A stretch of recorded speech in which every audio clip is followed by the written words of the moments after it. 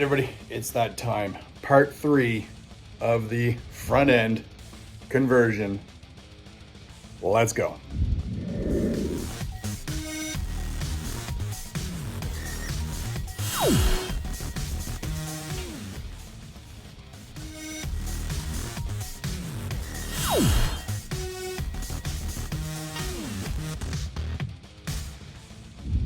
All right, everybody, welcome back once again to Pro Vibe Garage. And as I said, it is part 3. So part 1, I got the K member in. Part 2, I got the control arms on, and I got the sway bar and the rack installed. Today, I'm going to button up the tie rods, and I am going to install the shocks, coilovers, and start getting things done. Spindles will go on. This will be a multiple day video for me to do because I've got some parts coming in the mail for it, a couple tools.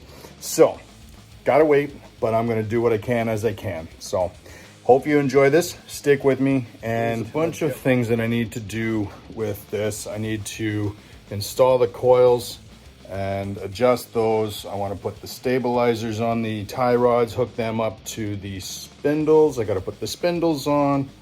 There's a lot of different things that I've got to do, and certain steps, I guess, in how to do them. So I will start, I believe, with mounting the coils and getting those adjusted, getting the spindles on, and then attaching the tie rod ends into that. So let's get right into this. All right, the shock is put in place, held in with the bolt, the washer, as I mentioned in my last video, and there is the bracket, and then a tapered washer, the shock, tapered washer, lock nut, and on the bottom the bolt, and that goes through and held in with the lock nut on the bottom. I'm going to tighten those up now and then get on to this and mounting the spindle. Next step I want to do is the adjustable link for my tie rod ends. I want to take the Heim joint and put some anti-seize on there and thread that all together until it looks like that. I'm gonna leave a few spaces on one side, and then we will get the jam nut on there and we'll screw that in until they reach up. And we will throw a little bit of anti-seize on my tie rod end. Get the nut on there, and I'm going to go all the way through.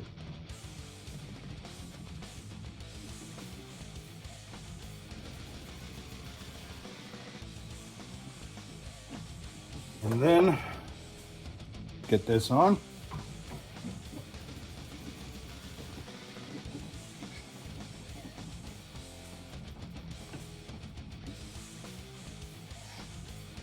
All right, so my tie rod end is now loosely adjusted to the most inner set position I can get it.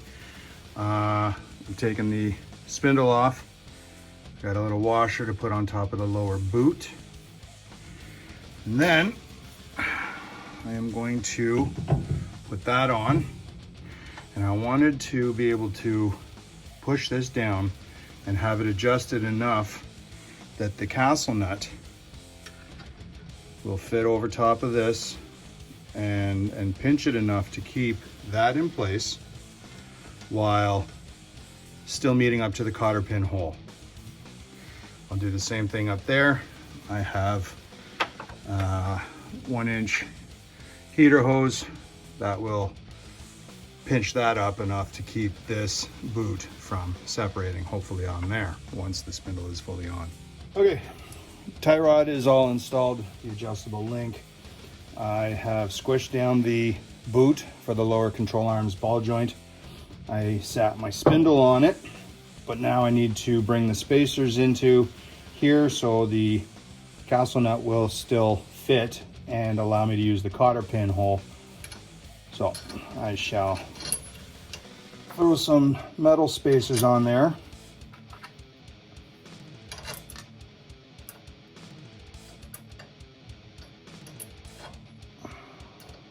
And size that up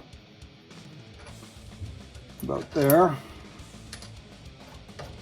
And tighten down the castle nut. See if I need any more. Once that's tightened up,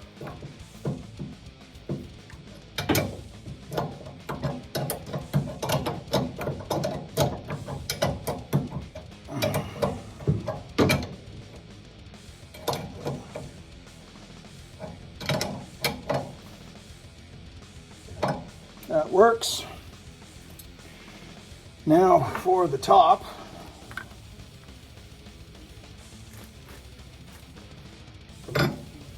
Ball joint on the top. This boot doesn't like to stay in place either, so I'm going to use a 1-inch heater hose. Throw that on, sandwich that here. And same thing with that. I'm going to need some washers. Throw them on in there till I get enough size for the castle nut as well. Okay, so once that is installed, now I'm going to install the big bolt through the tie rod end with the cone or tapered washer on the bottom. Taper into the heim joint. Then the 1-inch spacer goes next, tapered down as well like this, into the ball socket of the heim joint. After that, I'm going to start with the small spacer that they come with. More can be added or taken away. You got bump steer, adjustability on that, and then the lock nut on the top. And I'm going to start with that and leave it there for now. That can all be adjusted at a later date. And tighten that down. So the last thing that I'm going to do before I start building the brakes and everything there is get some silver anti-seize onto these threads on my shocks, and then I will adjust this until my to start with, my lower control arm is about level, so I'll be bringing that in and hopefully adjust that. That'll be a rough starting to my ride height stance, and then I'll move on to the driver's side and start building all my brakes after that, and then I can finally get my tires on permanently, well, semi-permanently, until they all have to come back again to adjust everything, but that's for a later date.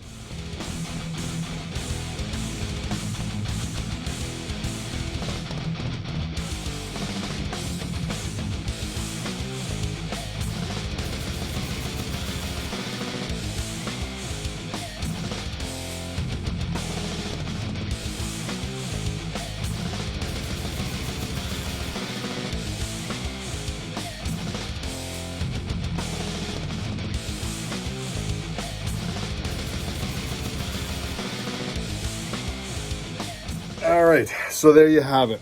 The passenger side, the driver's side, I've got the lower and upper control arms in. I've got the shocks, coilovers in, the sway bars installed, tie rod ends are installed. It is very loosely towed in. That will all be adjusted later. My upper control arms and everything, they are tight. They are not lubed. They are not anti-seized. They are not Loctited in. Everything will be coming back out to be adjusted later. But for now, everything is on. My next step now is going to be Willwood brakes, and that will be another video. So hopefully this can help somebody. I learned how to do it from the instructions and from a YouTube video that I saw for an A-body. Very similar, couple little differences. Wasn't the worst thing. It was a little bit of a deal. The instructions are a little vague, but they're not bad, not hard to follow. Pictures helped on figuring out what was what. So with a few tools, some patience, and some time, anybody can do this, I'm sure. It is really easily set up for anybody, especially me. I haven't done it before. So I hope this is able to help somebody, and I hope you're able to enjoy it. As always, like and share, subscribe, follow me on Instagram at provibe_garage. And hopefully I'll see you all again next time when I do the brakes, coming soon. Thank you for watching.